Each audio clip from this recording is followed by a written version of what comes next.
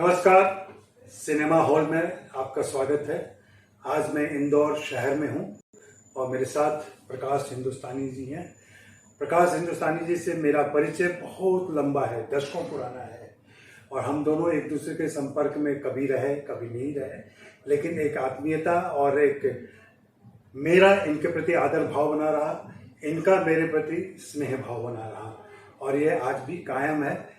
जरा नवाजी का शुक्रिया। आज खास बातचीत में इंदौर शहर में प्रकाश जी आपसे ये करना चाहता हूँ कि इंदौर हिंदी सिनेमा के हिसाब से एक बड़ा प्रमुख शहर रहा है और सेंट्रल सर्किट का सेंटर भी रहा है। ये फिल्में एक जमाने में मुंबई से पहले इंदौर में रिलीज होती थी, एक दिन पहले, और ये एक बैरोमीटर भी था सिनेमा को आंकने का। और आपका बचपन, आपकी किशोरावस्था और तमाम चीज़ें यहाँ होती हैं। मैं वास्तव में जानना चाहता हूँ कि सिनेमा का जो परिदृश्य था उस जमाने का, उसके बारे में आप कुछ बताएं। वाह अजय जी, पहली बात तो है कि इंदौर में आपका बहुत बहुत स्वागत है, इस्तकबाल है और आपने मुझे याद किया, मुझसे बातचीत कर रही है और भी सौभाग्य की बात। दरअसल इंदौर मध्य प्रदेश का बड़ा व्यावसायिक शहर है और cine circuit, central cine circuit of India, जो उसका ये मुख्यालय था और ये सिने सर्किट महाराष्ट्र की सीमा से लेकर राजस्थान में अजमेर के आगे तक था।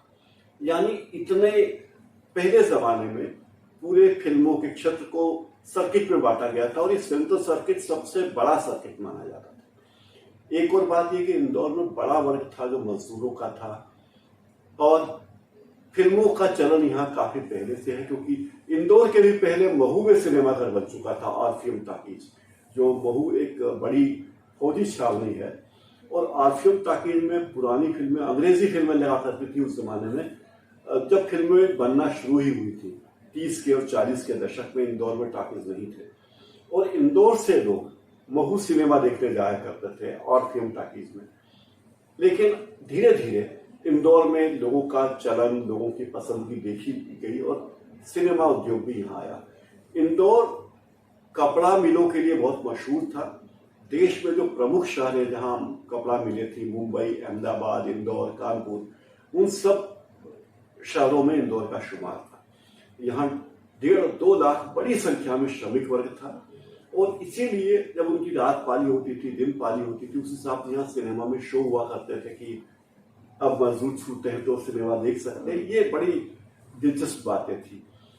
मजेदार बात है कि जब सिनेमा घर बनने शुरू हुए तो इंदौर के महाराजा को बहुत शौक था सिनेमा देखने का, तो उन्होंने कहा कि अब महाराजा तो महाराजा थे खोलकर, उन्होंने कहा हम तो कोई दूसरे के सिनेमा घर में जाकर सिनेमा देखेंगे नहीं।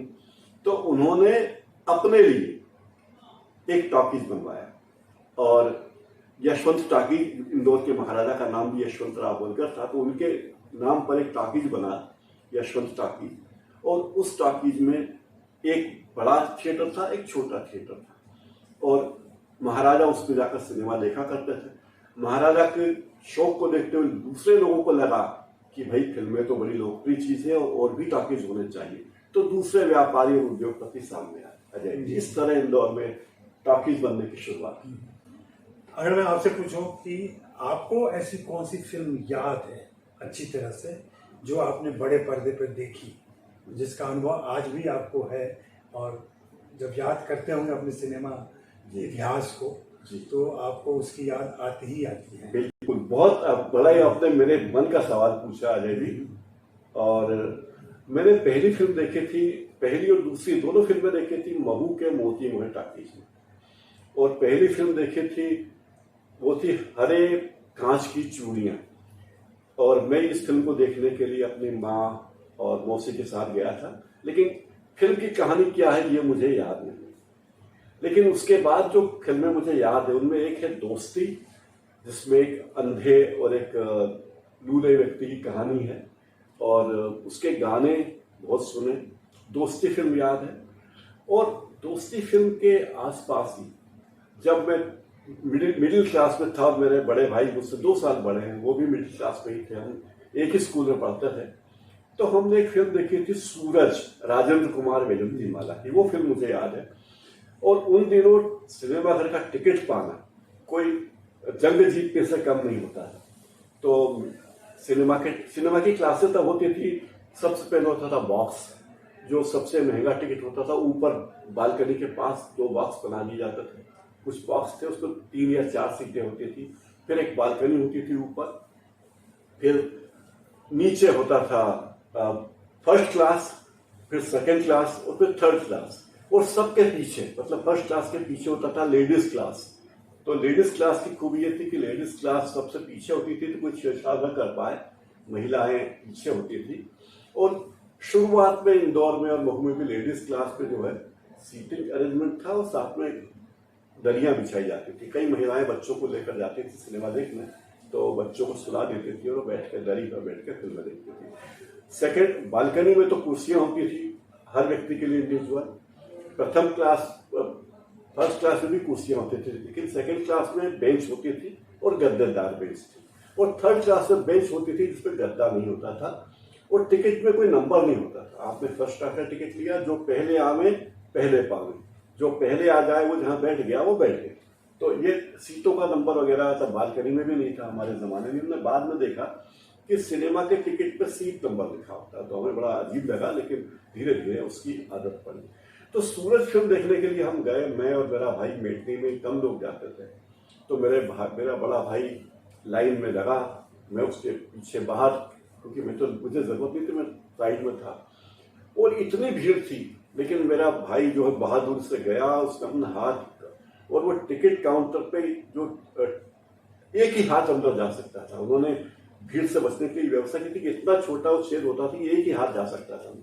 तो हमारे भाई ने पैसे दिए, शायद वो 60 पैसे का टिकट था, 1 रुपया 20 पैसे के 2 टिकट आए, हमने सिनेमा देखी। मुझे अब तक ये कहानी याद है कि सूरज फिल्म में राजेंद्र कुमार कोई राजा रहता है और बहारों फूल बरसाओ मेरा महबूब आया है, ये गाने मुझे कई दिनों बाद तक याद रहे। और दोस्ती फिल्म के गाने तो मुझे आज भी याद हैं, तो मैं सुना भी सकता हूँ। इतने मुझे उसके गाने अच्छे लगे। गुड़िया हमसे रूठी रहोगी, कोई जब राह न पाए मेरे संग आए के पग पग, मतलब मुझे अभी तक वो गाने याद है। तो मेरी जिंदगी की यादगार फिल्में हैं दोस्ती और सूरज, राजेंद्र कुमार वाली सूरज। लेकिन दोस्ती के हीरो हीरोइन के नाम मुझे अब तक याद नहीं। दोनों भाई कौन थे, दोनों कलाकार कौन थे, उनके नाम मुझे आज भी याद है। कोई बात नहीं। उस समय कितने सिनेमा घर थे इंदौर में? इंदौर में उन दिनों 22 सिनेमा घर थे, और 22 में से ट्विन टॉकीज थे कई। जैसे कि यशवंत के साथ एक छोटा थिएटर था बेम्बिनो, ऐसे ही प्रकाश टॉकीज के साथ एक था, एलोरा के साथ एक अजंता टॉकीज था। तो ये परंपरा हो गई थी कि जो बड़े टॉकीज है जिनकी सीटिंग कैपेसिटी 600, 700, 800 है, उसके साथ 100-150 सीट वाले छोटे टॉकीज बनाने का भी चलन था। तो उसमें छोटे वाले टॉकीज में किस तरह की फिल्में चलती थी और बड़े वाले टॉकीज में किस तरह की फिल्में? आमतौर पे छोटे वाले टॉकीजों में अंग्रेजी की फिल्में चलती थी, या जो आर्ट फिल्में थी उस जमाने की, जिनको देखने के लिए बहुत मास नहीं आते थे, वो होती थी। या बहुत ही क्लासिक फिल्म हो जो दुनिया में ख्याति प्राप्त हो, लेकिन आम लोग उसको देखने नहीं आए, तो वो छोटे टॉकीज में लगती थी। अच्छा, क्या कोई रीरन का भी चलन था? पुरानी फिल्में लौट के आ गई हो, फिर से दिखाई जा रही हो? देखिए, ये तो बात आपने कही, जब हम छोटे थे तब सिनेमा, हमारे शहर में सिनेमा बहुत महीनों बाद। जी जी जी जी। अब तो ये पूरे देश में एक साथ, सारे देश में एक साथ सिनेमा रिलीज हो जाता है। नई टेक्नोलॉजी आ गई, नई चीजें आ गई। लेकिन तब ये था कि अगर दोस्ती इंदौर में, बंबई में लग गई है, तो हो सकता है कि इंदौर में 1 या 2 टॉकीज में ही लगे, क्योंकि फिल्म का फिजिकल प्रिंट आता था। और महू जैसे कस्बे में जहां हम थे, वहां तो 6-6 महीने के बाद वो फिल्म देखने को मिलती थी। और कई फिल्में तो 3-3 साल बाद महू जैसे कस्बे में लौट के आती थी। तो महू से हम लोग और हमारे कई मित्र इंदौर आते थे, और इंदौर आने का एक कारण होता था फिल्म देखना। और सबसे बड़ा आकर्षण भी था, यहाँ गणेश विसर्जन के दौरान बड़ा मेला लगता, बहुत बड़ा मेला लगता। उस मेले में हजारों लाखों लोग बाहर से आते हैं, इंदौर शहर के आसपास के लोगों से, मंदसौर, रतलाम, नीमच, बड़वानी, खरगोन, खंडवा, बुरहानपुर, इन सब इलाकों से लाखों लोग आते। तब यहाँ के सिनेमा घरों में 24 घंटे, हर 3 घंटे में फिल्में दिखाई जाती थी। शुरू में फिल्में 2 ही शो होते थे, क्योंकि ये माना, क्योंकि सिनेमा घर इतने आधुनिक नहीं थे, बाहर की रोशनी आती थी, धूप आती थी, कई ऐसे भी सिनेमा घर थे। तो ये कर दिया गया था कि 6 बजे वाला शो और रात को 9 बजे वाला शो।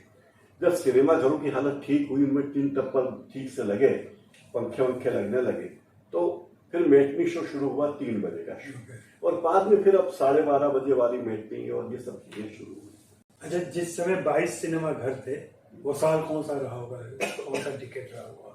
वो रहा होगा 1970 और 80 के आसपास जी। और आज कितने सिनेमा घर हैं?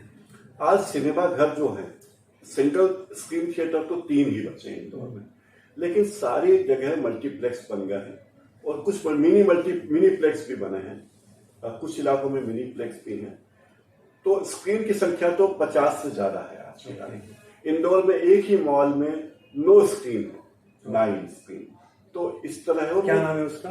C21 mall, INOX. Okay. INOX के 9 स्क्रीन एक ही मॉल में है, और उसके पड़ोस में जो दूसरा मॉल है मल्हार, वहां 5 मॉल है। तो 14 मॉल, मतलब सड़क के इस पार 9 स्क्रीन और उस तरफ 5, तो 14 स्क्रीन तो एक ही जगह पे कह सकते हैं। तो ये इंदौर शहर में या इसके आसपास के लोग फिल्में इतनी क्यों देखते हैं?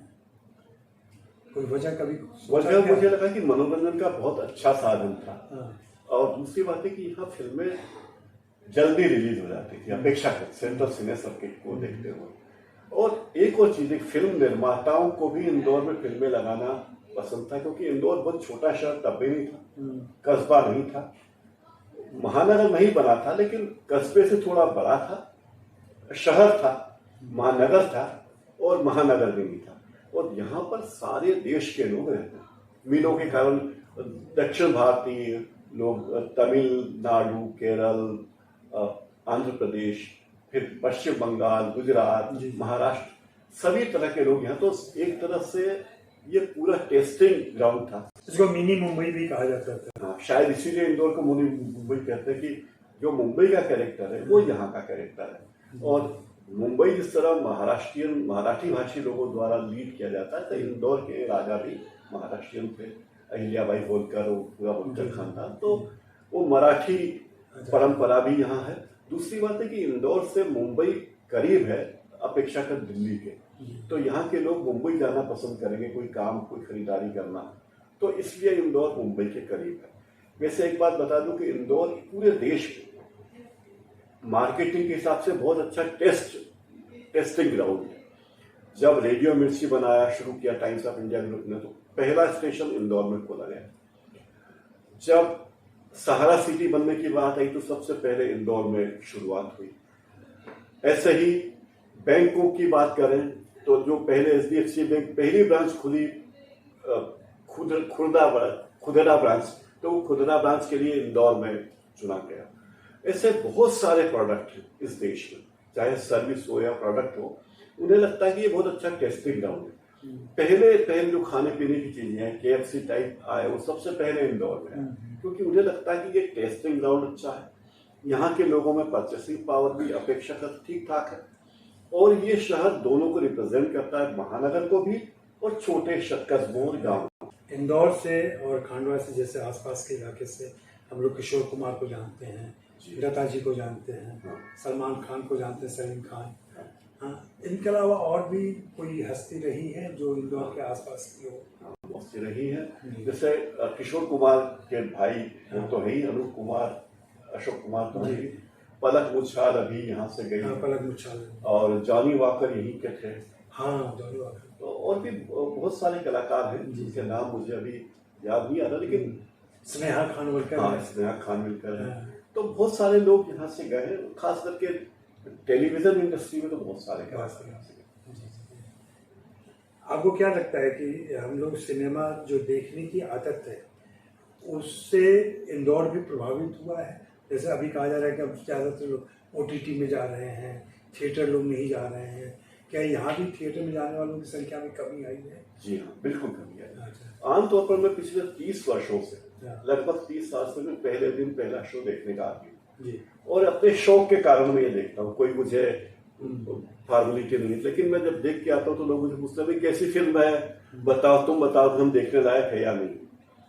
तो मैं उनको बता के तंग आ गया। तो जब फेसबुक शुरू हुआ तो मैंने फेसबुक पे लिखना शुरू कर दिया कि भाई आप मुझसे पूछो मत, मैंने फेसबुक पे लिख दिया।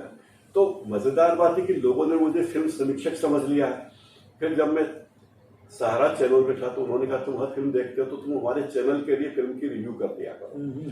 तो मैं फिल्म देखता था तो मेरे लिए सबसे सुनहरा अवसर था कि मैं फिल्म देखने जाता तो सहारा की गाड़ी में जाता और टिकट के पैसे सहारा वाले देते। यहाँ तक कि बीच में मैं पॉपकॉर्न खाता या कुछ समोसा खाता तो उसके भी बिल में लगा देता और वो पैसे भी मुझे मिलते। तो वो मेरे लिए बहुत सुखद प्रयोग था।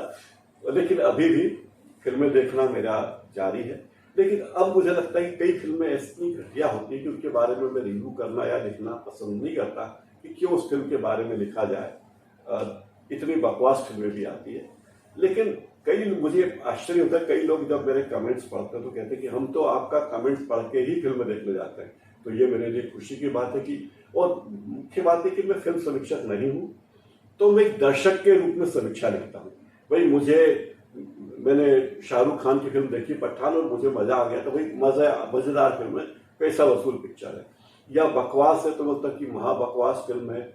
झेलनी एक शब्द में लिखता हूँ, ये फिल्म झेलनी है। अगर आप ये टिकट फिल्म देखने गए तो ये झेलना होगी आपको, अगर आप झेल सकते हैं तो जाइए।